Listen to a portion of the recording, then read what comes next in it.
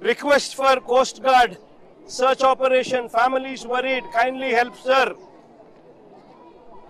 ఇవన్నీ మెసేజ్లు పెట్టిన తర్వాత మనం ఏమైనా కూడా ఏం ఎక్స్పెక్ట్ చేస్తాము? విశాఖపట్నం ఇక్కడే ఉంది. విశాఖపట్నం ఇక్కడే ఉంది అని అంటే దాని అర్థం ఏంది? Visakhapatnam eastern naval command head quarters. Visakhapatnam eastern naval command head quarters అంటే ఇక్కడే విశాఖపట్నంలో నేవీ ఉంది, విశాఖపట్నంలో కోస్ట్ గార్డ్ ఉన్నారు, విశాఖపట్నంలో హెలికాప్టర్లు ఉన్నాయి, విశాఖపట్నంలో కలెక్టర్లు ఉన్నారు, విశాఖపట్నంలో కమిషనర్లు ఉన్నారు, పోలీస్ కమిషనర్లు కూడా ఉన్నారు. ఇంతమంది ఇక్కడే ఉండి కేవలం 10 మైళ్ళు సముద్రం లేకపోతే గంట కూడా పట్టదు. ఆ గంటలోనే వీళ్ళని కాపాడుకునే పరిస్థితి వచ్చేది. చిన్న ఈత కొడుతూ చిన్న పరిస్థితి ఏమిటి అనంటే కనీసం తెల్లవారుజామున 5 గంటలకు తెల్లవారుజామున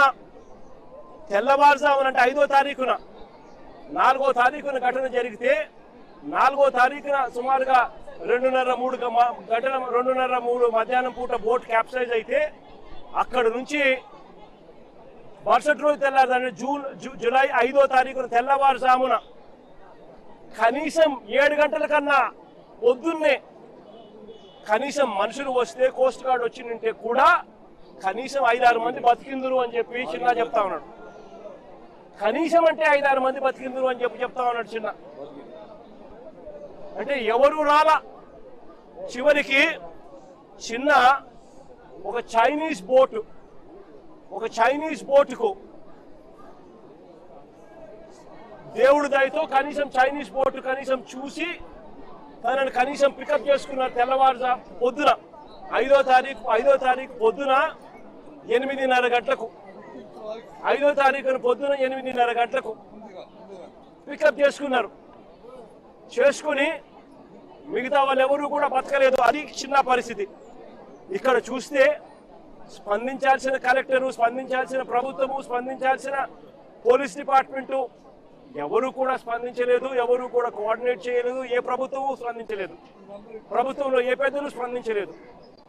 మరోవైపున ఆశ్చర్యకరమైన విషయం ఏమిటి అంటే తప్పు జరిగింది అని ఒప్పుకుంటే ఎక్కడ వీళ్లకు గవర్నమెంట్ తప్పు జరిగింది అని ఒప్పుకున్నట్టు అవుతుందేమో అని చెప్పి ఏకంగా 3 మెంబర్ కమిటీ రిపోర్ట్ ఒక సిట్ వేసినారు.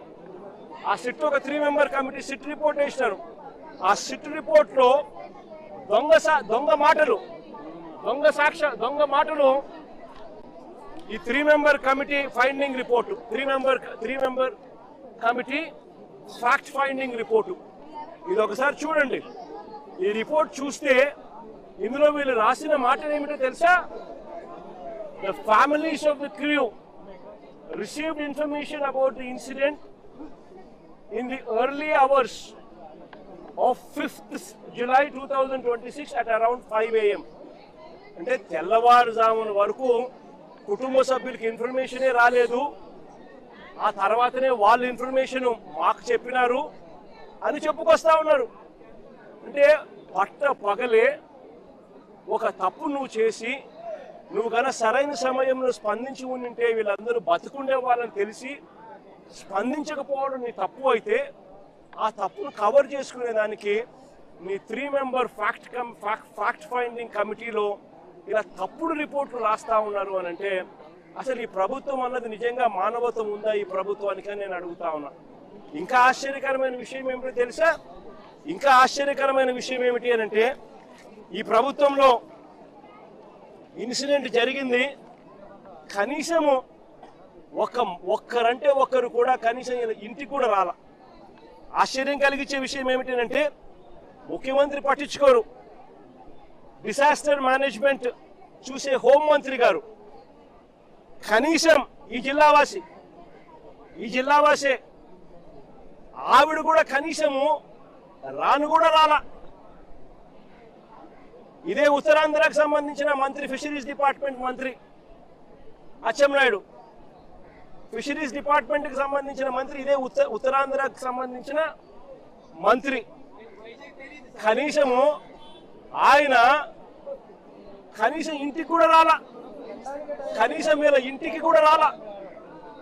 పైగా ఏమంటారు తెలుసా, వీడియో కాల్ చేశారట.